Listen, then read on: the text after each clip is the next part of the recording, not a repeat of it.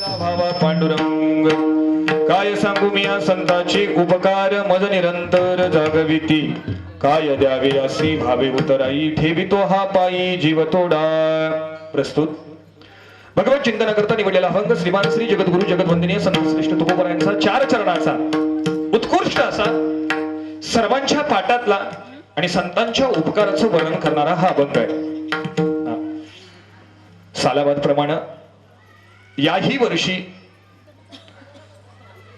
या तीर्थक्षेत्रामध्ये अगदी आनंदानं या सप्त्याचं आयोजन होतंय आणि आज पहिला दिवस आहे. माऊली पहिला दिवस आहे म्हणून बोलायच नाही आजपासूनच. कीर्तनाला झाली सुरुवात. तुमचा फार काही वेळ घेणार नाही. अगदी सुंदर चिंतन आपल्याला मांडायचं आहे आणि आजपासून कीर्तनाची सुरुवात होते. इतका आनंद होतोय. गाव छोटा आहे पण दर्दी मोठी असल्यामुळे मला सुद्धा कीर्तन करायला फार आनंद वाटणार आहे. या अभंगामध्ये तुकोबराय संतांच्या उपकाराचं वर्णन करतात.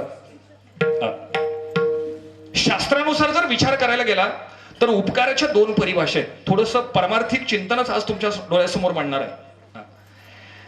उपकार हा जर विषय डोळ्यासमोर आल्यानंतर 2 गोष्टी लक्षात येतात. एक म्हणजे कृतज्ञ आणि दुसरा म्हणजे कृतज्ञ. जो केलेल्या उपकाराची जाण ठेवतो त्याला कृतज्ञ म्हटलेलं आहे आणि जो केलेल्या उपकाराची जाण ठेवत नाही त्याला कोण म्हटलेलं आहे? कृतज्ञ. बघा अगदी आनंदानं काही लोकांना मी प्रश्न पण विचारेल. लग्नात लाजताच तसं लाजायचं नाही उत्तर देताना. अगदी आनंदानं उत्तर द्यायचं. बघा परमार्थिक चिंतन मांडत असताना शास्त्रानं काही उपकाराच्या परिभाषा काही लोकांसमोर प्रगट केलेल्या आहेत. आता बघा समाजामध्ये सुद्धा काही लोक आहेत केलेल्या उपकाराची जाण ठेवणारी न ठेवणारी सुद्धा लोक समाजामध्ये भरलेली आहेत.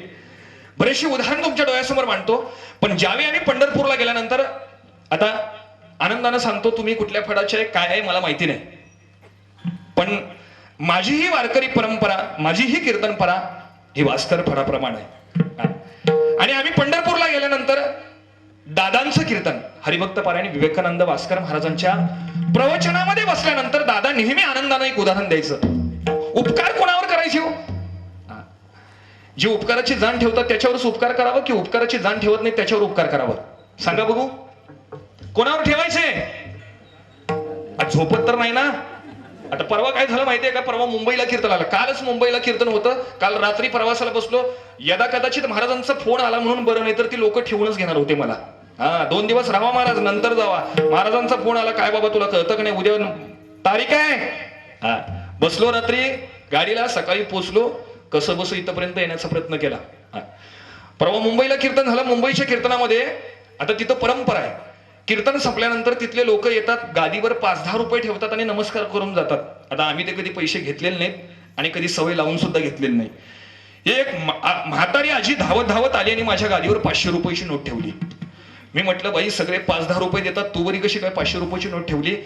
ती म्हणायला लागली महाराज एवढे दवाखाने केले गुण आला नाही पण तुझ्या कीर्तनात येऊन पाठीमागे बसले पहिला डुलका लागलो कीर्तन संपल्यानंतर उठले म्हणायला लागले. आता कळालं असेल त्याने समजावून घ्या नाहीतर नंतर जेवण ठेवलंय ते जेवण तेवढ्याला या. म्हणजे असं करू नका. माझं कीर्तन झोपण्यापुरतं नाही. श्री गुरु विवेकानंद दादांच्या कीर्तनामध्ये प्रवचनामध्ये गेल्यानंतर माफ करा फळावर कधीही कीर्तन केलं जात नाही फक्त प्रवचन केलं जातं. दादांच्या प्रवचनामध्ये गेल्यानंतर प्रवचनाला बसल्यानंतर दादा एक मुद्दा मांडत होते.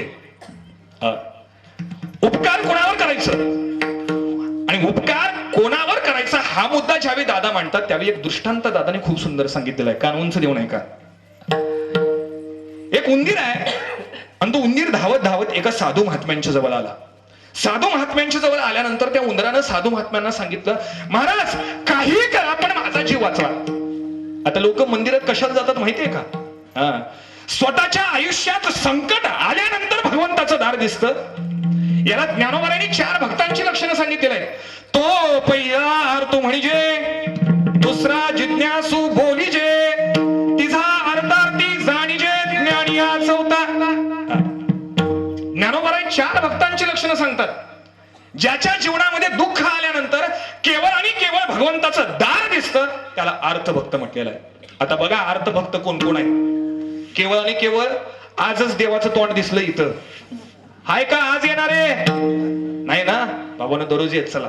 कारण भगवंताच्या नामाशिवाय, भगवंताच्या भक्तीशिवाय जीवनात रंग नाही हो ना. लाखो रुपये मिळवाल, पैसे लाखो रुपये, करोडो रुपये कमवाल, पण भगवंताच्या नामात जे समाधान आहे ते इतरत्र समाधान तुम्हाला कशातही मिळणार नाही. ज्ञानोबराय पहिल्या भक्ताचं वर्णन करत असताना पहिला भक्त सांगतात, जो केवळ स्वतःच्या आयुष्यामध्ये दुःख आल्यानंतर भगवंताजवळ जातो आणि भगवंताजवळ गाराणा मांडतो, त्याला अर्थभक्त म्हटलेलं आहे. ज्ञानोबराय दुसरा दृष्टांत सांगतात, जो केवळ भगवंताच्या दारामध्ये येऊन केवळ आणि केवळ पैशाची अपेक्षा करतो, त्याला अर्थभक्त म्हटलेलं आहे. आता बघा, बालाजीला जातात, चप्पी करून येतात. कशा करता जातात हो? माझी आर्थिक परिस्थिती सुधारावी याच्याकरता काही लोक बालाजीला जातात. बालाजीला धनब्रह्म म्हटलेलं आहे आणि पांडुरंग परमात्म्याला नादब्रह्म असं म्हटलेलं आहे. पहिला आहे तो अर्थभक्त, दुसरा आहे तो अर्थभक्त, तिसरा भक्त आहे तो जिज्ञासू. ज्यावेळी देवाची गरज वाटते त्यावेळेलाच त्याला देव दिसतं, अन्यथा इतरत्र त्याला देव दिसत नाही. जाता जाता उदाहरण सांगू जातो. तुमच्या गावामध्ये हनुमंतरायाचं मंदिर आहे का हो? आहे ना? आता सगळ्यांना, काही लोकांना हा दृष्टांत माहिती असेल पण थोडस टोचून जातो. तुमच्याच गावातल्या एका व्यक्तीने हनुमंतरायांच्या जवळ गेला आणि हनुमंतरायांना एक गाराणं मांडलं. महाराज म्हणायला लागला, अहो देवा म्हणायला लागला, माझा मुलगा एमपीएससीच्या परीक्षेची तयारी करतोय, यदा कदाचित तो जर PSI ऑफिसर झाला तर हनुमंता तुला मी सोन्याची टोपी घालेन. कशाची घालेन? बोलत राहायचं. कशाची टोपी घालेन ताई?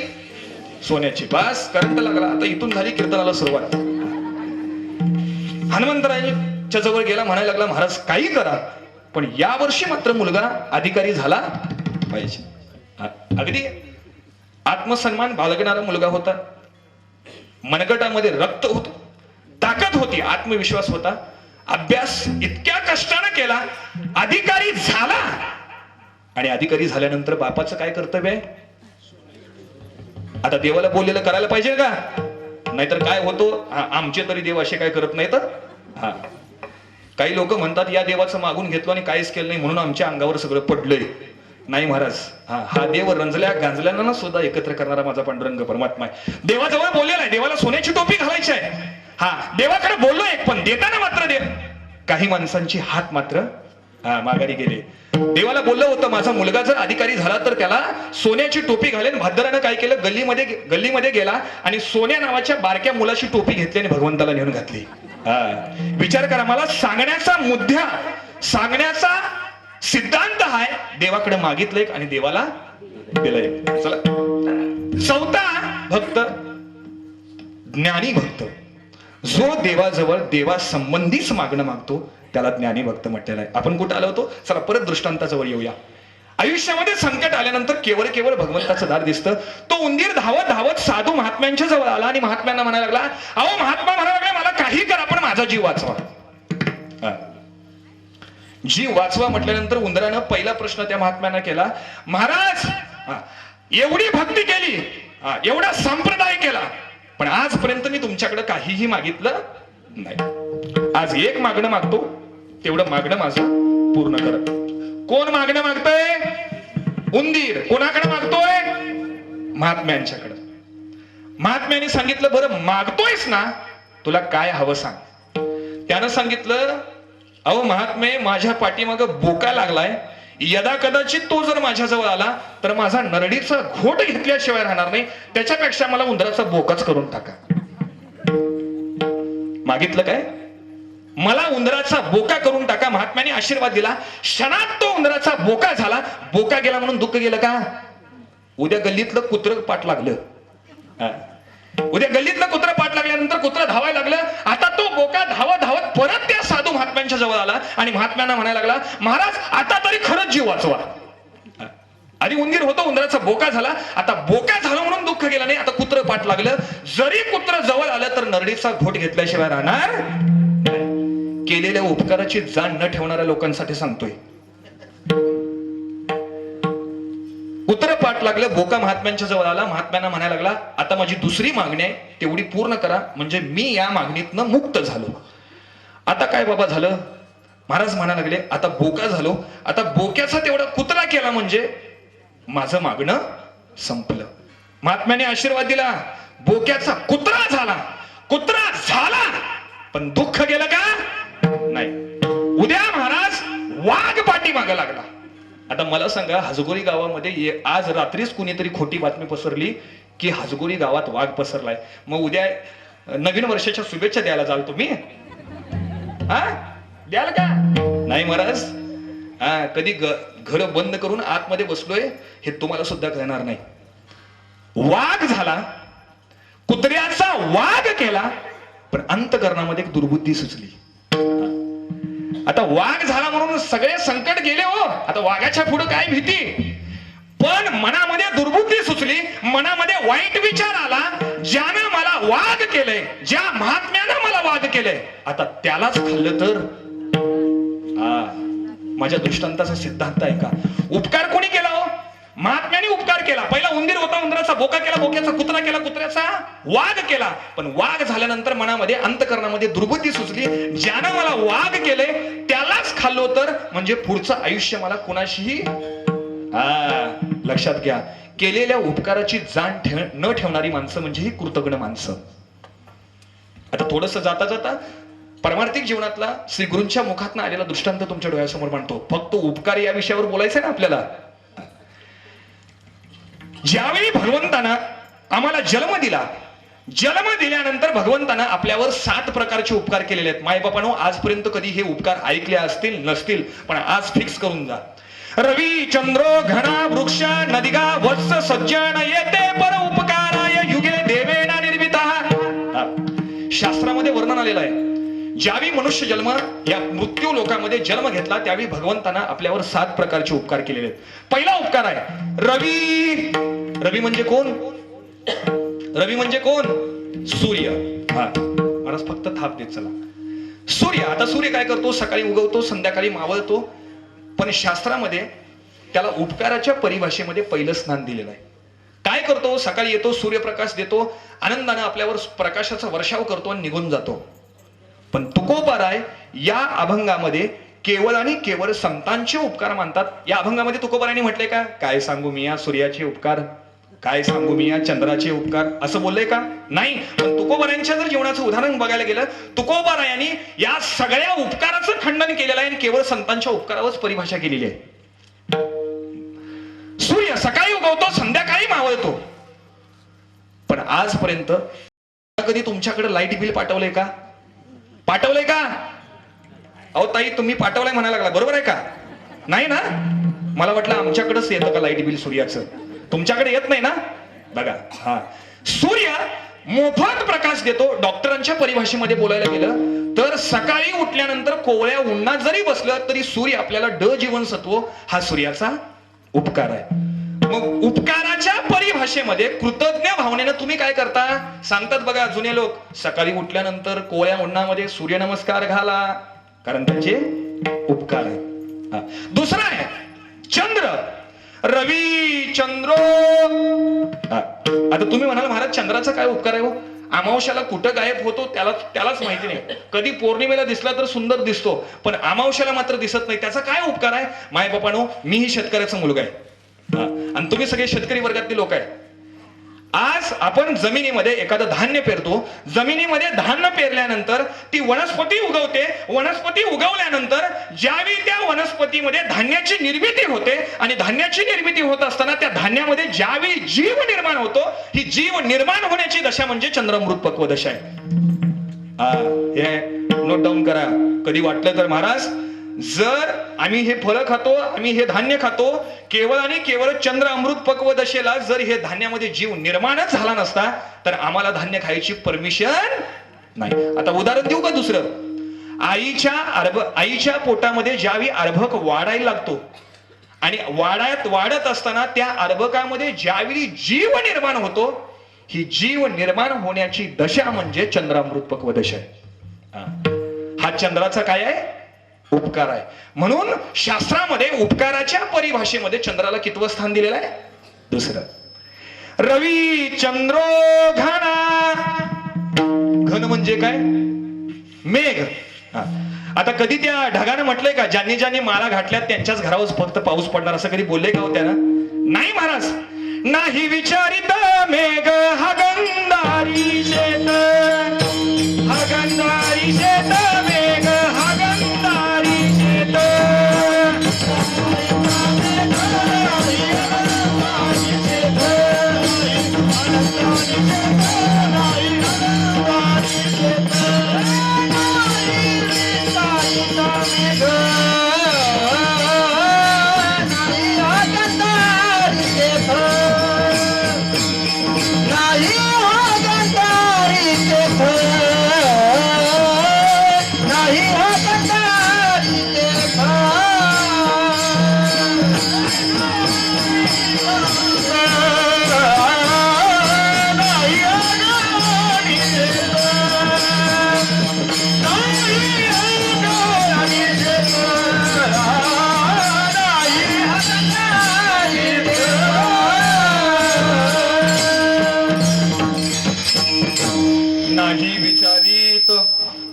हगंदारी शेत. ज्या शेतामध्ये मानवी जीवनानं विष्ठा केलेली आहे त्याही शेतामध्ये तो वर्षाव करतो, आणि जिथं सुपीक जमीन आहे त्याही ठिकाणी तो वर्षाव करण्याचं काम करतो. त्याच्याजवळ कुठलाही भेदभाव नाही. म्हणून परमार्थिक शास्त्रामध्ये उपकाराच्या परिभाषेमध्ये तिसरं स्थान हे मेघाला दिलेलं आहे. चौथं स्थान रवी चंद्रो घना वृक्ष. ज्ञानोबरांचं वर्णन जर बघायला गेलं तर ज्ञानेश्वरीमध्ये ओवी आली, जो खांडावया घाव घाली, जे का लावणी जयाने केली, दोघा एकाची सावली वृक्ष दे जैसा. आता भावाभावाची भांडणं काय आमच्याच गावात नाही, इथंही आहे महाराज. ज्या भावानं बांधावर झाड लावलं त्यालाही सुद्धा फळ फूल पान देण्याचं काम काय करतं, ते झाड करतं. आणि ज्या भावाच्या वाटणीला ते झाड गेलं, ज्ञानोबरांचे दृष्टांत म्हणजे साक्षात परमेश्वर आहे महाराज. ज्ञानोबरांचा सिद्धांत ऐकायचा तर ज्ञानेश्वरी वाचावी, कळेल लक्षात महाराज तुम्हाला. ज्ञानोबराय म्हणतात ज्या भावानं बांधावर झाड लावला त्यालाही सुद्धा सावली देण्याचं काम करतं, फूल देण्याचं काम करतं, फळ देण्याचं काम करतं. आणि ज्या भावाच्या वाटणीला झाड गेल्यानंतर त्या भावानं कुऱ्हाड घेऊन मारायला उठला तरी सुद्धा त्याला सावली देतं. हा वृक्षाचा उपकार आहे. नव्हे तर आयुर्वेदामध्ये पतंजली प्रक्रियेमध्ये आयुर्वेदाचा सगळ्यात महत्वाचा फायदा हा मनुष्य जीवनाला आहे. म्हणून वृक्षाचे सुद्धा काय केलेले आहेत, उपकार मांडलेले आहेत. चला चौथ्या उपकारापर्यंत आलो. पहिला उपकार कुठला माय बापा? झोपले वाटतं सगळे. पहिला कोणता आहे? दुसरा चंद्र, तिसरा मेघ, चौथा वृक्ष. आता पाचव्याला आलो. रवी चंद्रो घना वृक्षा नदी. आता स्त्री वर्ग खूप मोठा आहे. कधी आता तुमच्या गावाला नदी आहे का हो? इथं आहे ना. कोणती नदी आहे? हिरण्यकेशी. आता बघा तुम्ही दसऱ्याला दिवाळीला काही कपडे वगैरे धुण्याकरता तुम्ही कुठं जाता? नदीमध्ये जाता. कधी नदीनं तुम्हाला म्हटलंय का बाई तू या जातीची आहेस, तू त्या जातीची आहेस, तू या जातीची असतील तरच माझ्या पात्रामध्ये पाणी प्यायचं, कपडे धुवायचे, अन्यथा तू माझ्या पात्रामध्ये यायचं नाही, असं कधी बोललंय का होती ना? नाही महाराज.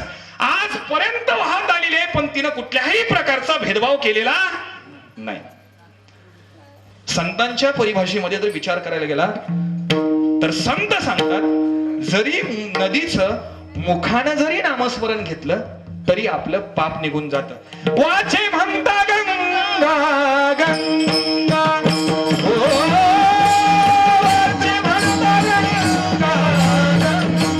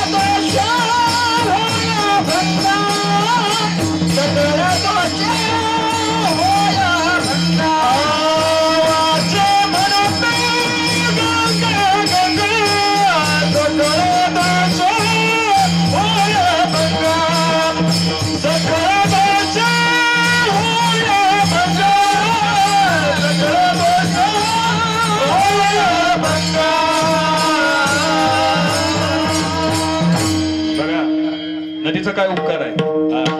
मुखानं जरी गंगा गंगा जरी म्हटलं तरी आपलं पाप निघून जात. वाचे म्हणता गंगा गंगा सकल दोषा जाती भंगा. हा नदीचा उपकार आहे. रवी चंद्रो घना वृक्षा नदी. आता 6वा उपकार आहे वत्स म्हणजे गाय आणि 7वा सज्जन म्हणजे संत. आता चिंतनाला खरी सुरुवात झाली. गाईला आपण आपली हिंदू धर्मातली आई मानतो. नाही बापानो, मानायलाच हवं. ही हिंदू धर्माची शान आहे. गाईची पूजा करायची. गाईच्या पोटामध्ये 33 कोटी देवांचं मांगल्य शास्त्रामध्ये लिहिलेलं आहे. पण गाय सुद्धा संपूर्ण अंगानं पवित्र आहे. आज तिचा प्रत्येक भाग आपल्यासाठी उपयोगकारक आहे. बघा, मलमूत्र घ्या, सगळं आयुर्वेदिक औषधासाठी वापरलं जातात, म्हणून गायीचा सुद्धा उपकार आहे. 6 उपकार झाल्यानंतर शास्त्रानं 7वा उपकार सांगितला, तो म्हणजे संतांचा. आता परत अभंगाजवळ येऊया. तुकोबाराय म्हणतात, काय सांगू मिया संताचे उपकार मज निरंतर जागविती. निरंतर या शब्दावर आपल्याला बोलायचं आहे. संत आपल्यावर निरंतर उपकार करतात. तुकोबारायांनी आतापर्यंत सांगितलेल्या 6 उपकाराचं खंडन केलं, बाद केला. आणि केवळ तुकोबाराय केवळ आणि केवळ एकाचेच उपकार म्हणतात, ते म्हणजे कोणाचे? संतांचे. पण त्यासाठी निरंतर हा शब्द वापरला मायबाप. आता का वापरला? चला पाठीमागे जाऊया. सूर्य सकाळी उगवतो, संध्याकाळी मावळतो, तो निरंतर आहे का? आता तुम्हाला दिसतो का? नाही. चला, पहिलं खंडन झालं, तो निरंतर नाही, म्हणून संतांच्या उपकाराच्या परिभाषेमध्ये त्याला स्थान दिलेलं नाही. दुसरा आहे तो चंद्र. अमावस्याला कुठं आहे तो, कुठं आपल्याला कळत नाही, पण पौर्णिमेला मात्र दिसतो. निरंतर आहे का? नाही. तुकोबारांनी त्याचं खंडन करून टाकलं. चला तिसऱ्या जवळ येऊया. मेघ. पावसाळ्यामध्ये पाऊस पडू शकतो, उन्हाळ्यात आता पडतो का? निरंतर आहे का? चला त्याचं सुद्धा खंडन करून टाकलं. नदी पावसाळ्यामध्ये तुडुंब भरून वाहेल. आमच्या गावाचं उदाहरण दिलं तर हिट लिस्टला आहे पुरामध्ये. आता आमच्या घरातच महाराज 2 पुरुष पाणी. आता आम्ही काय 2 पुरुषाच्या वर राहत नव्हतो, आम्हाला कुठेतरी 15 दिवस पिकनिक घालवावं लागतं, कुठेतरी माळाला जाऊन राहावं लागतं. ज्या वेळेला पाण्याची गरज होती त्यावेळेला मात्र पाणी नव्हतं, आणि ज्यावेळी नको आहे त्यावेळेला मात्र भरमसाठ पाणी होतं. निरंतर आहे का? नाही. चला त्याचं सुद्धा तुकोबारांनी खंडन करून टाकलं. वृक्ष. वृक्षाला वयोमर्यादा आहे, तिथपर्यंत तो जगू शकतो, तिथून त्याची पानं फुलं सगळी गळून पडतात, तो वृक्ष खोड राहतो, त्यालाही सुद्धा मरण आहे. हे सगळं झाल्यानंतर आता मात्र तुकोबाराय गायीजवळ येऊन थांबले. आता काय म्हणणार तुम्ही महाराज, गायीबद्दल काय बोलणार? पण शास्त्रामध्ये पुराणामध्ये एक दृष्टांत आलेला आहे. संतांच्या तुलनेनं गाय सुद्धा ही कुठेतरी कमी आहे उपकाराच्या परिभाषेमध्ये. बघा, जाता जाता एक पुराणातला दृष्टांत तुमच्या डोळ्यासमोर सांगून जातो आणि मी चिंतनाला पुढे सरकतो. एकदा काय झालं, ब्रह्मदेवाचं आणि भगवान विष्णूची भांडणं झाली. आता कशासाठी भांडणं झाली माहिती का? तू सरपंच का मी सरपंच. आता सगळे लोकनियुक्त झाल्यामुळे इथं काय प्रश्नच उरला नाही. ब्रह्मदेव म्हणायला लागला मी सर्वश्रेष्ठ आहे. भगवान महाविष्णू म्हणतात मी सर्वश्रेष्ठ आहे. ब्रह्मदेव म्हणतोय अरे या सृष्टीची निर्मिती मी केलेली आहे, त्यामुळे मी सर्वश्रेष्ठ. भगवान विष्णू म्हणतात जरी तू सृष्टीची निर्मिती केलेली असली तर त्याचं पालन पोषण करण्याचं काम कोण करतं? मी करतो. दोघांची भांडणं लागली. दोघांची भांडणं मिटवण्याकरता हे दोघे ग्रामपंचायत मध्ये तंटामुक्त समितीच्या अध्यक्षकडे आले. म्हणजे ते अध्यक्ष म्हणजे भगवान शंकर. भगवान शंकरांनी सांगितलं, बरं म्हणायला लागले तुमच्या दोघांचा मी वाद मिटवायला तयार आहे, पण एक माझी अट आहे, तेवढी एक अट पूर्ण करा मी वाद मिटवतो. काय अट? त्याने सांगितलं, भगवान शंकरांनी एक अट सांगितली, माझ्या डोक्यावरचा सोन्याचा मुकुट हजगोळी गावात विसरलाय, तो तेवढा दोघांपैकी कुणीतरी शोधून आणला तर तो सर्वश्रेष्ठ. काय सांगितलं?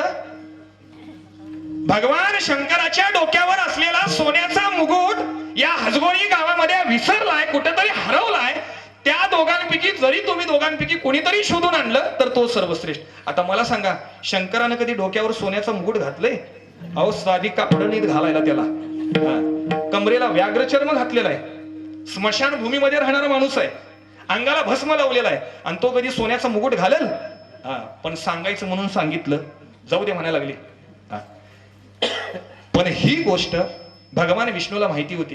हे फसवायला लागले, मला सुद्धा माहिती आहे, हे खोटच काहीतरी सांगितलंय. म्हणून भगवान महाविष्णूने भगवान शंकराच्या पायाला स्पर्श केला आणि जवळ बसले. नाही म्हणायला लागले, ह्याचं कुठं काही नाहीये. हा, त्याला नीट कपडे घालायचे समजत नाही, ह्यो काय सोन्याचा मुकुट घालतोय. बसलं खाली. पण ब्रह्मदेवाला सिद्ध करायचं होतं की मी सर्वश्रेष्ठ आहे. हा. ब्रह्मदेव धावत धावत धावत कोल्हापूरला आला. कोल्हापूरला विचारला, अरे भगवान शंकराचा मुकुट सापडला का? कोल्हापुरातली लोक म्हणायला लागली, आजऱ्याला जा. आजऱ्याला ब्रह्मदेव आला. आजऱ्यामध्ये विचारलं, ब्रह्मदेव हा शंकराचा मुकुट सापडला का? आजऱ्यामधली लोक म्हणायला लागली, इकडे जा, हजगोईला जा, तिथं आहे कोणतं 80 वर्षाचं म्हातारं सांगते त्याच्याकडे जा. ब्रह्मदेव धावत धावत हजगोई गावामध्ये आलं आणि तिथं पण खुर्द मध्ये आलं. तिथला 80 वर्षाच्या म्हातारानं सांगितलं, बाबा बुद्रुक मध्ये जा, तिथंच तुला त्याचा पत्ता भेटेल. बुद्रुक माझा तुमच्या गावातली 80 वर्षाची म्हातारी महाराज क्वालिटी बाज आहेत. एखादा 80 वर्षाचं म्हातार गाठ पडलं. ब्रह्मदेवानं सांगितलं, बाबा म्हणायला लागले, आता मात्र धीर संपला, आता मला सोन्याचा मुकुट सापडणार म्हणजे सापडणार. विचारलं, महाराज भगवान शंकराचं सोन्याचा मुकुट या गावामध्ये आहे आणि त्याचा पत्ता सांगा. आता त्या 80 वर्षाच्या म्हातारानं काय उत्तर दिलं माहितीये का? तुझ्यासारखी पांढरी दाढीवाली 56 मिली म्हणायला लागला आमच्या गावात. त्या ब्रह्मदेव, आता ब्रह्मदेव तर बघितला का पांढऱ्या दाढीवाला? हा, बरं, नशीब माझं चांगलं आहे, त्याला तरी बघितलंय. हा, तो कमळामध्ये बसलेला असतो पांढऱ्या दाढीवाला बाबा. हा, सांगितलं तुझ्यासारखे पांढऱ्या दाढीवाले ब्रह्मदेव असे लाखो मेले म्हणायला लागला, पण आमच्या गावात काय शंकराचा मुकुट सापडला नाही म्हटल्यानंतर जसं पांढरी दाढीवाले म्हणून चिडवले, त्या ब्रह्मदेवाचा राग मस्तकात गेला. म्हणायला लागल्या, आता म्हणायला लागले ह्यांना सोडणार नाही. ब्रह्मदेवानं एका खोट्या गाईला तयार केलं आणि गाईला एक सुतोवाच्य शिकवायला सांगितलं. एकच वाक्य शिकवलं, गाई भगवान शंकरांनी तुला जर प्रश्न विचारला की माझा सोन्याचा मुकुट सापडलाय का? सापडलाय म्हटल्यानंतर तिथं फक्त खोटं बोलायचं, सापडलाय म्हणून. कोणाला शिकवलं? गाईला. गाईला खोटं बोलायला शिकवलं त्या भगवान ब्रह्मदेवानी. त्या गाईला घेऊन ब्रह्मदेव भगवान शंकराजवळ आले आणि शंकरांना सांगितलं, ओ भगवान शंकर आलो बघा. भगवान शंकर म्हणायला लागले, कुठं बोलतला होतास? हा, ये म्हणायला लागले. सापडला का? सापडला म्हणायला लागले. सापडला. खरं काय खोटं विचारायचं असेल तर इथं विचार म्हणायला लागले गाईला. ही गाईच उत्तर देईल. गाईनं सांगितलं, हो भगवान शंकर सापडलाय. ज्यावेळी गाईनं खोटं बोललं त्यावेळी मात्र भगवान शंकरांनी गाईला शाप दिलाय. हा, तुकोबरांच्या प्रमाणामध्ये याचं उत्तर आहे, मला ते प्रमाण आठवत नाही, पण त्यावेळी भगवान शंकरांनी गाईला शाप दिलाय, तू सर्व अंगानं पवित्र असशील पण मुखानं अपवित्र असशील, खोटं बोललं म्हणून महाराज. म्हणून शास्त्रामध्ये गायीची पूजा मागून करतात, पुढून करत नाही. हे लक्षात ठेवा. काही लोक महाराज येतात आणि पुढंच ओवाळतात. गायीची पूजा खरी म्हणजे पाठी मागून करायची असते. म्हणून शास्त्रामध्ये भगवान शंकरांनी त्या गायीला दिलेला शाप आहे, तू सर्व अंगानं पवित्र असशील पण मुखानं मात्र घाण आहेस, म्हणून गायीला शाप मिळालाय. म्हणून संत तुकोबराय केवळ आणि केवळ या अभंगामध्ये संतांचे उपकार म्हणतात. अभंगाचं पहिलं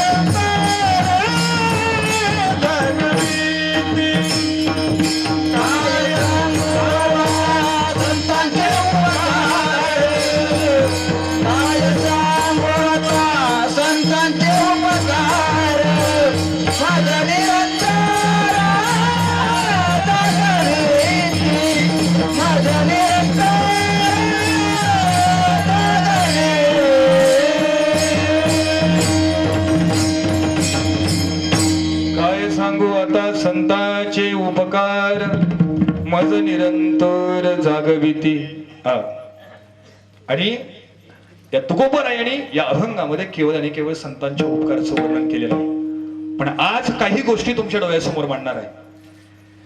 या अभंगामध्ये तुकोबाराय संतांचं वर्णन करतात, संतांचे उपकार मानतात. पण शास्त्र जर बघायला गेलं तर काही वेळेला शास्त्रानं सांगितलंय की आई वडिलांचे उपकार सुद्धा आपल्यावर आहेत. परवा बऱ्याच वेळा हा मुद्दा मी कीर्तनात मांडत आलेलो आहे आणि हा मुद्दा जवळजवळ या महाराष्ट्रानं डोक्यावर घेतलेला आहे. परवा माझी एक व्हिडिओ क्लिप व्हायरल झाली आणि त्या व्हिडिओ क्लिप मध्ये हा मुद्दा मी अगदी परखरपणे मांडला होता. बऱ्याचशा कीर्तनकारांचे फोन मला आले. पण आज ही गोष्ट तुम्हाला सांगावीशी वाटते. परवा माझ्या व्हॉट्सअपला एक बातमी आली होती, फार वर्षापूर्वीची गोष्ट आहे, पण आज तुम्हाला सांगावं वाटलं. सगळे गावकरी वर्ग आहेत, सगळे वर्ग आहेत, म्हणून आज तुम्हाला सांगण्याचा प्रयत्न करतोय. परवा ती गोष्ट मी व्हॉट्सअपवर बघत होतो, कान उंच देऊन ऐका. एक 4 वर्षाचा मुलगा आहे आणि 4 वर्षाच्या मुलानं स्वतःच्या आईला प्रश्न केला, ए आई, इतके दिवस संसार करतेस, इतके दिवस घराचा गाडा चालवतेस, आज आई कुठेतरी मला फिरायला घेऊन चल ना का. बघा माय बापानो, हा जो दृष्टांत आहे ना, तुमच्या हृदयाला पाचर फोडणारा दृष्टांत आहे. आजपर्यंत या दृष्टांताचं वर्णन मी करत असताना मी स्वतः रडलोय. ज्यावेळी ही बातमी माझ्या व्हॉट्सअपवर आली आणि माझ्या रूम मध्ये मी ही व्हॉट्सअपवर बातमी ज्यावेळी वाचत होतो त्यावेळी मला सुद्धा कळलं नाही माझ्या डोळ्यातनं केव्हा पाणी आलं आणि मी कधी शांत झालो. जरा आवाज वाढवा थोडासा. मुलगा आईला म्हणतोय, आई अगं 4 वर्ष झाले, 5 वर्ष झाले, कुठंतरी फिरायला घेऊन चल ग आई. आज बराचसा समाज वर्ग इथं उभा आहे, इथं उपस्थित आहे. आज किती आई वडील आपल्या मुलांच्या करता वेळ देतात हो. सांगा, किती आई वडील आपल्या मुलांच्या करता वेळ देतात. आज आपली मुलं काय करतात, आज आपला मुलगा काय करतोय, आज आपला मुलगा कोणतं व्यसन करतोय, काय करतोय. हल्लीच्या आई बापांना आपला मुलगा काय करतोय याच्याशी काहीही घेणं देणं नाही. आज बाप घरात असतोय तर मुलगा घरात नसतोय, मुलगा घरात असतोय तर बाप घरात नसतोय. इतकं मुलाचं आणि बापाचं वैर झालेलं आहे. त्या मुलानं सांगितलं, आई मला कुठेतरी फिरायला घेऊन चल. आता जे वडील होते ते शिक्षकाचा व्यवसाय करत होते, गव्हर्नमेंट जिल्हा परिषदच्या शाळेमध्ये शिक्षकाचा व्यवसाय करत होते. आणि बापाने सांगितलं, बाळा फिरायला जायचंय ना, जाऊया कुठेतरी 3-4 दिवस फिरायला जाऊया. बापाने 2-3 दिवस सुट्टी काढली, 4 व्हीलर गाडी घेतली, मुलाला पुढे बसवलं, आई पाठीमागे बसलेली आहे. आता आईचं कर्तव्य काय, मुलाला प्रेम देणं. आई गोड गाणी म्हणते, मुलाचं मनोरंजन करते. पण कोणाच्या आयुष्यात घडून ती गोष्ट घडली.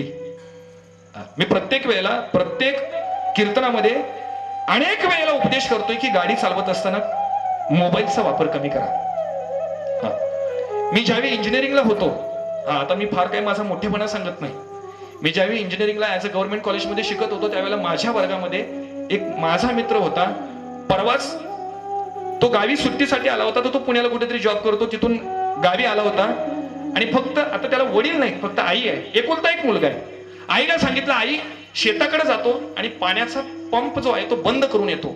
बुलेट गाडी होती, बुलेट गाडीवरून गेला, पण यदा कदाचित कोणाचा फोन आला माहिती नाही. गाडी चालवत असताना कधी त्या ट्रकच्या खाली गेला त्याला तुला सुद्धा कळालं नाही. आईला स्वतःच्या पोराचा मुकडा सुद्धा बघायला मिळाला नाही, इतकं दुर्दैव त्या मुलाचं होतं. किती वेळा सांगतोय हो की गाडी चालवत असताना मोबाईलचा वापर बंद करा. बाप गाडी चालवत होता, बापाच्या शेजारी मुलगा बसलाय, पाठीमागे आई बसले, पण समोरून भरधाव ट्रक येतोय हे बापाला दिसलं नाही. बापाच्या हातामध्ये मोबाईल आहे, मोबाईलवर कोणाच तरी शाळेतले शिक्षकाशी बोलत होते. समोरचा भरधाव ट्रक आला आणि क्षणात होत्याचं नव्हतं झालं. महाराज, बापाच्या अंगावरून ती ट्रक गेली. पण सगळ्यात दुर्दैवाची गोष्ट म्हणजे मुलगा समोर बसला होता, गाडीच्या काचा फुटल्या आणि त्या 4 वर्षाच्या मुलाच्या डोळ्यात काचा घुसल्या होता. इतकं हृदय द्रावक घटना आहे. कधी योगायोग आला तर ती घटना माझ्याकडे आहे, कोणाला हवं असेल तर मी मोबाईलवर पाठवतो, व्हॉट्सअपवर. मुलाच्या डोळ्यात काचा घुसल्या, बाप मेलेला आहे, आई बाहेर आली, ओरडायला लागली. अरे ज्याच्यासोबत सुखाचा संसार करायचा होता तो मात्र मरून पडलेला आहे. पण त्या स्त्रीची काय अपेक्षा आहे? ज्याच्यासोबत सुखाचा संसार करायचा तो पती आहे. अगदी 7 जन्म त्याच्याजवळ राहावं ही ईश्वराला साक्ष ठेवून आपण ज्यावेळी प्रार्थना करतो आणि समोरच त्या मातेच्या समोरच तो पती जर मेलेला असेल तर तिची काय अवस्था झाली असेल हो. रडायला लागली पण पतीकडे पाहिलंच नाही महाराज, कारण चाक अंगावरून गेलं होतं. मुलाकडे पाहिलं आणि येणाऱ्या जाणाऱ्या लोकांना आरवायला लागली, अहो कोणीतरी या आणि माझ्या मुलाला वाचवा. जसा पांडुरंग परमात्मा धावून यावा तसा एक माणूस धावून आला, त्या मुलाला उचललं आणि दवाखान्यामध्ये घेऊन गेले. दवाखान्यात गेल्यानंतर डॉक्टरांनी तपासलं. डॉक्टरांनी सांगितलं 24 तासाच्या आत जर मुलाला डोळा बसवला तरच याला दिसेल, अन्यथा दिसणार नाही. डोळ्यामध्ये काचा घुसल्या होत्या. नॉर्मल ऑपरेशन होतं पण डोळा एक खराब झाला होता. आईला सांगितलं, अहो म्हणायला लागले याला खर्च आहे, जर ऑपरेशन झालं सक्सेसफुल होईल की नाही याची मी शाश्वती देऊ शकत नाही, पण मुलाला मात्र डोळा बसवला पाहिजे. ऑपरेशन झालं पण सगळ्यात अंतकरणाची गोष्ट म्हणजे आईनं स्वतःचा डोळा मुलासाठी दिला होता. डॉक्टरांना सांगितलं माझ्या बाळाला माझ्या मुलाचा माझा डोळा बसतो का हो. डॉक्टरांनी आधी नकारच दिला. अहो आई म्हणायला लागले तुमचं वय काय, त्या मुलाचं वय काय, त्याला डोळा बसवायचा का नाही, ऑपरेशन कॉम्प्लिकेटेड आहे, यदा कदाचित ते सक्सेसफुल होईल किंवा अनसक्सेसफुल होईल याची गॅरंटी मी देऊ शकत नाही. झालंच तर तुमचं नशीब, नाही झालं तर मुलगा आंधळा झाला. डोळा बसवला, अनावधानानं मुलाला दिसायला लागलं आणि मुलाला ज्यावेळी दिसायला लागलं आई डोळ्यासमोर होती. आईला प्रश्न विचारला, आई माझे बाबा कुठे आहेत का. आता आईनं सांगावं ट्रकच्या चाकाखाली चिंदडून मरण पावलाय म्हणून, काय सांगावं. मुलाला आईनं सांगितलं बाळ तुझा बाप नोकरीसाठी परदेशात गेलेला आहे आणि तो परत येईल, तुला भेटेल याची मी शाश्वती देऊ शकत नाही. आईनं खोटं कसं बसं सांगितलं आणि ती वेळ काढून घेतली. मुलगा लहानाचा मोठा व्हायला लागला. लहानाचा मोठा होत असताना अंगणवाडीमध्ये पहिलीमध्ये दुसरीमध्ये शिकत असताना मुलानं आईला सांगितलं, आई माझ्या शाळेत येऊ नको तू, आई मला मुलं चिडवतात, तुझी आई आंधळी आहे, तुझी आई आंधळी आहे म्हणून. आईने सांगितलं बाळा मी आंधळी आहे ना, मुलं चिडवतात ना, बस मी नाही येणार तुला सोडवायला, तू जाशील ना शाळेला. मुलगा एकटा शाळेत जायला लागला. दर मजल करत 10वी पर्यंत आला. 10वीला मुलानं 96% मार्क मिळवले. महाराज हे आमची मुलं असावी लागतात. आज मुलं बघायला गेली ना, का मुलं अशी विचित्र जन्माला आलेली आहेत. आज बाप सुद्धा त्या मुलांच्यासाठी वैतागलाय महाराज. विचार करा आजपर्यंत बापानं तरुण मुलांच्याकडे आपल्या घरामध्ये असलेल्या मुलांच्याकडे कोणत्याही प्रकारची अपेक्षा केली आहे का. नाही. तुला पहिलीपासून सांभाळलंय, 10वी पर्यंत सांभाळलंय, मोठा झालास नोकरीला लागलास की माझं सगळं बघायचं. कुठल्या बाबांना अपेक्षा ठेवली आहे का आजपर्यंत. नाही. माझा मुलगा मोठा झाला, शिकला, सवरला, पैसे कमवायला लागला, तो त्याची बायको सुखी झाली, आम्ही सुखी झालो. आई वडिलांचं एकच कर्तव्य आहे. पण मुलगा 10वी मध्ये 96% मार्क मिळवला. 96% मार्क मिळवल्यानंतर आईच्या डोळ्यात पाणी आलं. आई म्हणायला लागली याचा बाप जिवंत असता तर गावभर पेढे वाटला असता. मुलगा 12वीला गेला. आईला सांगितलं आई मला डॉक्टर व्हायचं आहे. 12वीला सायन्सला ऍडमिशन घेतलं. सायन्सला ऍडमिशन घेतल्यानंतर मुलगा सायन्स मध्ये 86% मार्काने उत्तीर्ण झाला आणि नेटची परीक्षा असते. आता इंजिनिअरिंगला जायचं असेल तर ती सीईटीची परीक्षा आहे आणि आता डॉक्टरेटला जायचं असेल तर नेटची परीक्षा आहे. तो परीक्षा चांगल्या मार्काने उत्तीर्ण झाला आणि मुंबई सारख्या मोठ्या सिटीमध्ये, मोठ्या शहरामध्ये MBBS ला गव्हर्नमेंट कॉलेजला ऍडमिशन मिळालं. भाग्य बघा मुलाचं, बाप नाही पण MBBS ला ऍडमिशन मिळालं. कारण उंच देऊन ऐका, इथून पुढचा जो दृष्टांत ऐकाल तर महाराज डोळ्यातनं पाणी आल्याशिवाय राहणार नाही. मुलगा MBBS ला ऍडमिशन घेतला. पण सगळ्यात दुर्दैवाची गोष्ट म्हणजे ज्यावेळी मुलगा 11वीला कॉलेजला गेला होता, 11वी 12वी सायन्स करत असताना त्याला एक वाईट सवय लागली होती. त्याला व्यसनाच्या आहारी गेला होता महाराज. पहिला बिस्लरीची बाटली प्यायला लागला, नंतर बिअरची बाटली प्यायला लागला.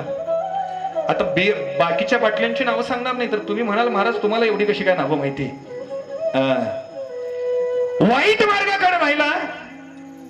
MBBSच्या पहिल्या वर्षामध्ये ऍडमिशन घेतलं पण दररोज दारू प्यायला लागला, दररोज वेगवेगळ्या हॉटेलमध्ये जेवण करायला लागला, मुलींच्या सोबत राहायला लागला आणि त्याचं मार्गकरण मात्र वाईट मार्गाकडे जायला लागलं. मायबापानो मी सगळ्या तरुण मुलांना एक उपदेश करतो. शालेय जीवन जगत असताना तुम्ही कशा पद्धतीचा एन्जॉय करताय याच्याशी मला घेणं देणं नाही, पण एन्जॉय करत असताना आपल्या आई बापाची मान समाजामध्ये खाली होईल असं वर्तणूक तुम्ही कधी समाजामध्ये करू नका. बस. ज्यावेळी बाप या रस्त्यानं जात असताना एखाद्या जरी माणसानं म्हटलं त्या मुलाचा बाप आहे बघा, तो व्यसनी बाप, तो व्यसनी पोरग त्या बापाचा आहे बघा, अहो असं बोलल्यानंतर त्या बापाला काय वाटत असेल हो?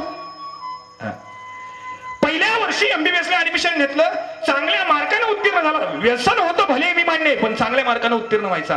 1 वर्ष 2 वर्ष 3 वर्ष 4 वर्ष 5 वर्ष झाली, पण सगळ्यात त्यातली हृदयद्रावक घटना म्हणजे तो प्रत्येक वर्षी आईकडनं 15 लाख रुपये मागत होता. आता MBBS चं ऍडमिशन घ्यायचं म्हणजे साधं नाही. जर प्रायव्हेट कॉलेजला ऍडमिशन घ्यायला गेलं तर 25-30 लाख रुपये डोनेशन भरावं लागतं. गव्हर्नमेंट कॉलेजला ऍडमिशन घेतला, थोडीशी फी कमी होती. फक्त आईला पहिल्या वर्षी खोटी बातमी सांगितली, आई MBBS चं शिक्षण खूप मोठं आहे आणि त्याच्याकरता मला डोनेशन भरायला पाहिजे, त्याच्यापेक्षा 15 लाख मला दे. आईनं कशाचाही विचार केलेला नाही, 15 लाख रुपये मुलाच्या अकाउंटवर टाकले. मुलानं फक्त 5 लाख रुपये जी काही फी होती, हॉस्टेलची फी होती, सगळी फी भरली आणि उरलेले 10 लाख मात्र स्वतःच्या खिशात घालून घेतला. कशा करता? एन्जॉय करायचं आहे. प्रत्येक वर्षी आईला फसवत होता, प्रत्येक वर्षी 15 लाख रुपये घेत होता. शेवटचं वर्ष आलं, पण मार्क चांगले पडत होते, MBBS डॉक्टर झाला. आणि आनंदाची गोष्ट म्हणजे एका अमेरिकेमध्ये असलेल्या मोठ्या मल्टीनॅशनल मल्टी स्पेशालिस्ट एका दवाखान्यानं त्याला महिन्याला 3 लाख रुपये पगार देऊन कामावर घेतलं.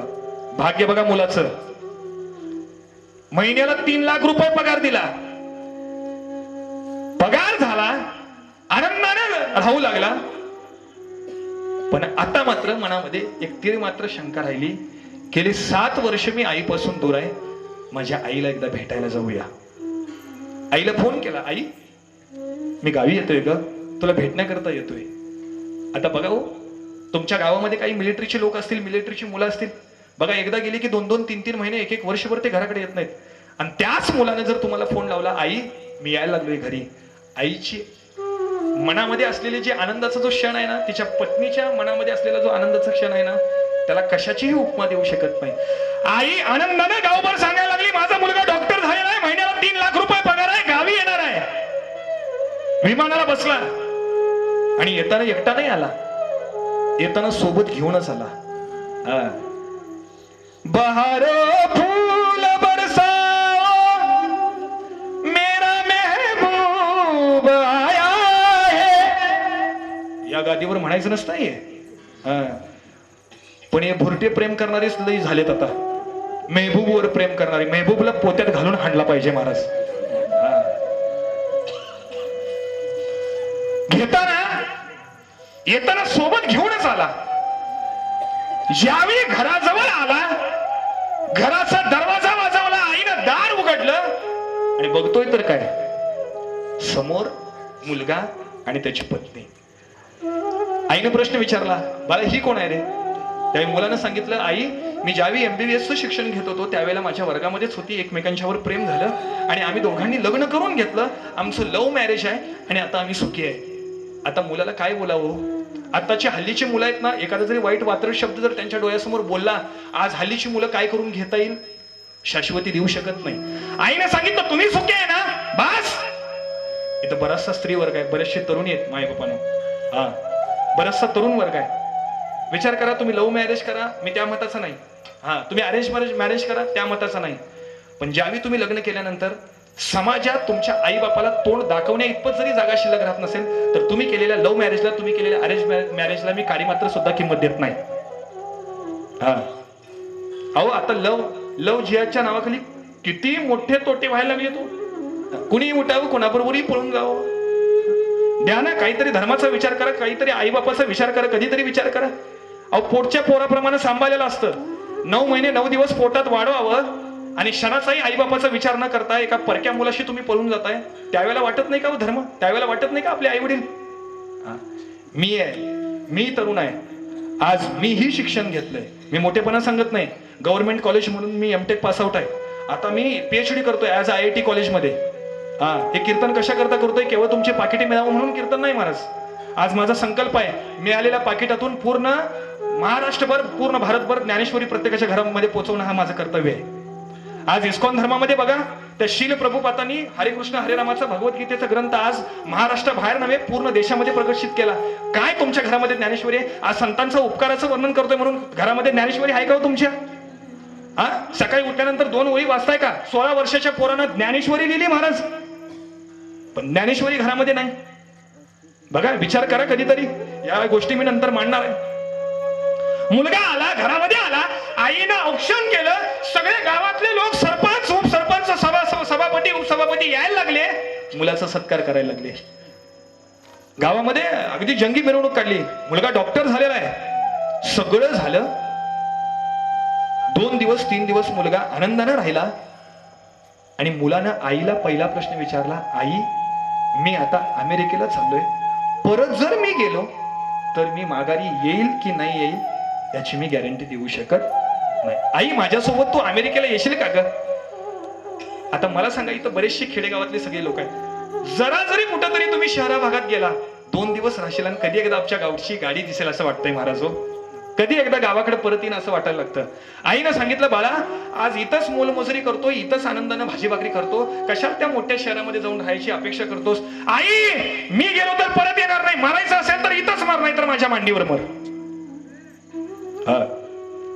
आईनं सांगितलं, बाळा आता तुझ्याशिवाय मला कोणीही नाही, मरायच तर तुझ्या मांडीवरच मरतो. ज्यावेळी आईनं यायला होकार दिला त्यावेळी मात्र नवीन सुनबाईच्या पोटात गोळा आला. आई येणार असेल तर मी येणार नाही. तुमच्या अंतकरणाला, तुमच्या पायाला स्पर्श करून बोलतो, हा मलाही बहीण आहे, मलाही आई आहे, मलाही आत्ती आहे, मलाही मावशी आहे, मलाही मुलगी आहे. हा, यदा कदाचित त्या मुलाकडं पैसे नसतील, हा त्याच्याकडे धन अडका नसेल, पण संस्कारानं जर तो मुलगा उच्च असेल तर माय बापानो पहिला त्यांच्या आई वडिलांच्याकडे बघा. आज हल्ली या लग्न आता महाराज करारावर लग्न व्हायला लागली. हा, राहायचं असेल तू आणि मीच राहायचं, आई बापांना मी काय सांभाळणार नाही. घ्याव जशा आपण आपल्या आई वडिलांना मानतो तसं तेही सासू सासरे आपले आई वडीलच आहेत. मी स्त्रियांना दोष देत नाहीत. काही सासू सासरे सुद्धा हे भंपक आहेत महाराज. हुंड्या पायी नको नको ते ह्याच्या पायी मुलींना त्रास दिलेली सुद्धा मी बघितले लोक. हा, स्पष्ट मी दोन्ही बाजूने नाही बोलणार. हा, प्रत्येक गोष्टीवर मी ठाम आहे. द्या ना. ज्यावेळी तुम्ही तुमच्या सासू सासऱ्यांच्यावर खरं प्रेम करायला शिकाल त्यावेळी तुमच्या आयुष्याचं सोनं झाल्याशिवाय राहणार नाही. संसारात तो देव नांदतोच. ज्यावेळी आपण आई वडिलांना प्रेम देतो तसं त्या सासू सासऱ्यांना प्रेम द्या, त्यांना सांभाळा, आई म्हणून हाक मारा. स्वतःच्या अर्धांगिनी ज्यावेळी आपल्याला आई म्हणून हाक मारते त्यावेळी त्यांच्या अंतकरणाला झालेलं सुख हे कुणीही सांगू शकत नाही. झालं सगळं झालं, पण त्या मुलीला वाटायला लागलं जर ही आई येत असेल तर मी मात्र हिला आईला घेणार नाही, हिची कामं करणार नाही. मुलाला सांगितलं जर आई येत असेल तर तुझं तू आईला घेऊन जा, मी माझ्या चालली घा, मी माझ्या बाबाकडे चालले.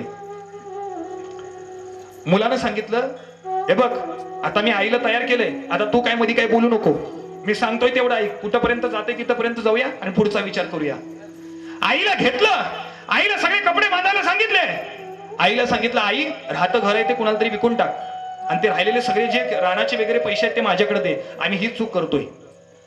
आता परवा आमच्या गावाशेजारी घोसरवाड म्हणून गाव आहे, त्या घोसरवाड गावामध्ये वृद्धाश्रम आहे. त्या वृद्धाश्रमाला मी प्रत्येक महिन्याला काही ना काहीतरी देत असतो, जात असतो. त्यावेळी एक वृद्ध होता, त्याला मी विचारलं, बाबा तुम्ही इथं कसं काय आला?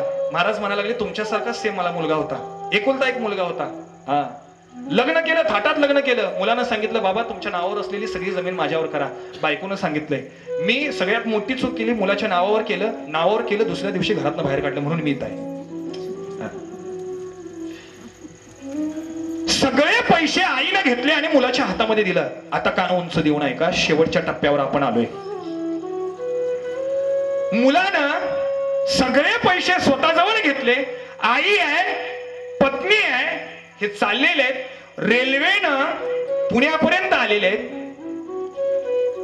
रेल्वेवरून आईला पत्नीला घेतलं आणि पुण्याच्या विमानतळावर आले. यांना जायचं होतं दिल्लीला, कारण दिल्लीतनं फ्लाईट होती अमेरिकेला. पुण्याजवळ आले, विमानतळावर जवळ आले, विमानतळावर जवळ. पण ज्यावेळी घरापासून विमानतळावर येत असताना ती मुलगी सारखी मुलाला टोचत होती, आई येत असेल तर मी येणार नाही. आता मात्र प्रश्न उरला आईचा आणि पत्नीचा. ज्यावेळी विमानतळावर हे आले त्यावेळी आईला एका बाकावर बसवलं आणि आईला फक्त एवढंच सांगितलं, मी आणि माझी पत्नी दोघे जण जातो आणि तिघांचं विमानाचं तिकीट घेऊन येतो, तोपर्यंत या बाकावरनं कुठंही जायचं नाही. आई बाकावर बसलेली आहे. हे दोघे विमानाचं तिकीट काढायला सकाळी 9 वाजता गेलेले आहेत. सायंकाळचे 9 वाजले पण परत आलेले नाही. आज आई रडत होती, बाळू अरे सकाळी 9 वाजता गेलायस पण सायंकाळचे 9 वाजले पण अजूनपर्यंत परत आला नाहीस बाळू, कुठं गेलास रे? तिथं कंट्रोल रूमचा ऑफिसर होता. त्या ऑफिसर जवळ आई आली आणि स्वतःच्या एक छोटीशी बॅग होती, त्या बॅगेमधून तो बाळूचा फोटो काढला आणि त्या कंट्रोल रूमच्या ऑफिसरला दाखवला. साहेब, हा माझा मुलगा आहे. सकाळी 9 वाजता हा बाहेर गेलेला आहे, अजूनपर्यंत आला नाही, विमानाचं तिकीट काढतो म्हणून गेलेला आहे. जरा बघायला का हो? त्या कंट्रोल ऑफिसरनं तो फोटो घेतला, कॉम्प्युटरच्या लॅबमध्ये आला, तो फोटो स्कॅन केला, बघितलं, कॉम्प्युटरवर बघितलं तर आईला उत्तर देतात काय बघा ते कंट्रोल रूमचे ऑफिसर. सांगितलं, आई तुमचा मुलगा आणि त्याच्यासोबत एक स्त्री होती, हा तीच म्हणायला लागली तिची पत्नी म्हणजे माझी सून आहे ती. सकाळी 9च्या विमानानं हे दोघेच दिल्लीला निघून तुम्हाला एकटी सोडून गेली सुद्धा म्हणून सांगितलं. आज ती आई पुण्याच्या स्वाधार्मा वृद्धाश्रमामध्ये शेवटचे घटका मोजते. अंतकरणामध्ये फक्त एवढंच वाटतं, माझा बाळू कधी येईल आणि मला कधी घेऊन जाईल. परवा त्याच वृद्धाश्रमाची बातमी आली होती. स्वतःच्या मुलाच्या काळजीपोटी वृद्धाश्रमामध्ये एका म्हाताऱ्या वयस्कर आजीबाईनं टाचा घासून जीव सोडला आणि मरत असताना त्या आईनं पत्र लिहिलंय. विचार करा, आई वडिलांना जे त्रास देतात ना महाराज, त्यांना भोगावं लागतं. आज या गादीवर, या नारदाच्या गादीवर राहून बोलतोय. इथून पुढे तुम्ही काय त्रास दिला याच्याशी मला घेणं देणं नाही, पण इथून पुढे वागताना विचार करून वागा. आई वडिलांशी प्रामाणिकपणे वागा, प्रेम द्या. अहो, तुम्हाला चालता येत नव्हतं त्यावेळेला त्यांनी बोटाला धरून चालवलंय महाराज, आणि आज त्यांच्या म्हातारपणात त्यांना घरातनं बाहेर काढताय तुम्ही. त्या म्हातारीनं एक पत्र लिहून ठेवलंय आणि जसं त्या आईला दिलेला त्रास त्याच्याही सुद्धा जीवनामध्ये भोगावा लागला. प्रेम प्रकरण केलेली ती स्त्री एका परपुरुषाशी महाराज पलायन करून गेली. लागलं, भोगावं लागलं ना, दिलेल्या आईला त्रास भोगावा लागला. मग नंतर ओरडायला लागला, आई, आणि मग फोन लावतो, माझी आई आहे का? मग त्या वृद्धाश्रमामध्ये फोन लावला आणि फोन लावल्यानंतर कंट्रोल रूमच्या ऑफिसरला सांगितलं, अहो माझी आई जिवंत आहे का हो? मला असं समजलं की तुमच्या वृद्धाश्रमामध्ये माझी आई आहे. वृद्धाश्रमाच्या त्या अधिकाऱ्यानं सांगितलं की तूच का तो निर्दयी मुलगा, लाज वाटते का तुला? एका बायकोच्या प्रेमापोटी स्वतःच्या आईला विमानतळावर एकटं सोडून गेलास. तुला मुलगा म्हणावा की सैतान म्हणावा? हे म्हणायला लागले तुझी आई जिवंत आहे आणि तुझी वाट बघते. घेतली गाडी, बसला विमानाला, आला पुण्यामध्ये आणि त्या वृद्धाश्रमामध्ये आल्यानंतर त्या अधिकाऱ्याला विचारलं, माझी आई कुठे आहे हो? आहे. त्या क्षणामध्ये त्या अधिकाऱ्यानं 2 कानाखाली लावली पहिला. तुझ्या आईनं पत्र दिले, वाच म्हणायला लागली, मेली तुझी आई 2 महिने झालं. आणि वाच, त्या आईनं काय पत्र लिहिलं होतं माहितीये का? प्रिय बाळू, 4 वर्षाचा होतास त्यावेळी तू, मी आणि तुझा बाप आम्ही फिरायला चाललो होतो. तू सारखा हट्ट धरून बसलास, आई मला कुठेतरी चांगल्या ठिकाणी फिरायला घेऊन चल. फिरायला गेलो, भरधाव ट्रकनं तुझ्या बापाला उडवलं. बाप चिंधडा झाला, मरण पावला. त्यावेळी तुझ्या डोळ्यामध्ये काचा घुसल्या बाळा, काचा घुसल्या. डॉक्टरांनी सांगितलं 24 तासाच्या आत जर मुलाला ऑपरेशन केलं तर मुलाला दिसेल, अन्यथा दिसणार नाही. बाळू, तू म्हणत होतास ना, आई मला शाळेत सोडवायला येऊ नको, मुलं मला आंधळी आंधळी म्हणून चिडवतात. बाळ, ती मुलं आंधळी का चिडवत होती माहितीये का? डॉक्टरांनी सांगितलं तुझा एक डोळा खराब झालेला आहे, जर दुसरा डोळा बसवला तरच तुला दिसेल. बाळू, तो दिलेला डोळा दुसरा कोणाचा नाही, तो माझा आहे. बाळू, अंतकरणातनं रडू कोसळलं पोराला. ऐका, ज्या वेळेला आई वडील जिवंत असतात तोपर्यंत आपल्याला आई वडिलांची किंमत कळत नाही महाराज, आणि मेल्यानंतर मग आपण आई वडील आई वडील आई वडील म्हणून टाळू फोडतो. परवा एका सुंदर कवीने एक सुंदर वर्णन केलेलं आईचं. आई माझी मायेचा सागर, दिला तिने जीवनाला आकार. माझे माहेर पंढरी आहे भीवरेच्या तेरी, बाप आणि आई माझी विठ्ठल रुक्माई. संतांनी सुद्धा आई बापाचं वर्णन केलेलं आहे. म्हणून शास्त्रामध्ये सूर्याला सुद्धा उपकाराचं वर्णन दिलेलं आहे, चंद्राला सुद्धा उपकाराचं वर्णन दिलेलं आहे, संतांचं सुद्धा उपकाराचं वर्णन केलेलं आहे. आणि त्याचबरोबर आई वडिलांचे सुद्धा उपकार समाजामध्ये किती महत्वाचे आहेत हे सुद्धा शास्त्रामध्ये सांगितलेलं आहे. जाता जाता मायबाबांनो, मी काही फार मोठा अधिकारी वर्गातला मोठा माणूस नाही, तुमचाही सामान्य वारकरी आहे, सामान्य शेतकरी कुटुंबामध्ये जन्माला आलेला मुलगा आहे. आई वडिलांची सेवा करा, सगळं तिथंच आहे. हा, म्हणून संप्रदायाच्या नियमाप्रमाणे एक छोटीशी चाल होईल, त्याच्यानंतर राहिलेलं चिंतन थोड्याच वेळाने मी समजून टाकेन. म्हणा मला